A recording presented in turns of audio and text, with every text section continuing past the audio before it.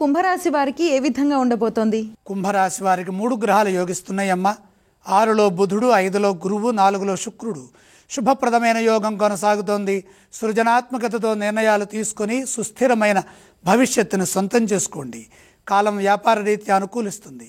నిదానంగా ఆలోచించి మంచిని సాధించండి. విశేషమైన లాభాలు సాధించడానికి వీలు కలుగుతుంది. పెట్టుబడులు లాభాన్ని ఇస్తాయి. నిర్ణయాలు తీసుకోబోయే ముందు కుటుంబ సభ్యులతో ఒకసారి సంప్రదించడం మంచిది. అద్భుతమైన తెలివితేటలతో ఆలోచించి సరైన మార్గంలో ధర్మబద్ధంగా లక్ష్యాలను పూర్తి చేసుకోవాలి. పరిస్థితులకు అనుకూలంగా ప్రణాళికలు సిద్ధం చేసుకోవాలి. మీరు తీసుకునే నిర్ణయాలు మీకు మేలు చేస్తాయి.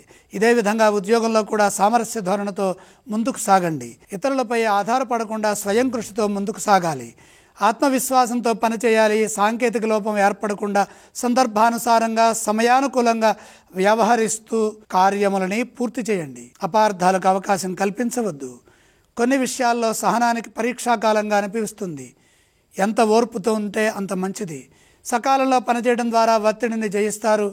వారాంతంలో శుభాన్ని పొందుతారు. ఏ స్తోత్రాలను పఠించాలి? కుంభరాశి వారు లక్ష్మీ ధ్యానం చేయడం మంచిది. ఈ రాశి వారు ఏ ఆలయాలను సందర్శిస్తే శుభ ఫలితాలు కలుగుతాయి? కుంభరాశి వారు మహాలక్ష్మి అమ్మవారిని స్మరించాలి.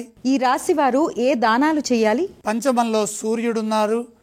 సూర్యప్రీతిగా గోధుమలు దానం చేయండి.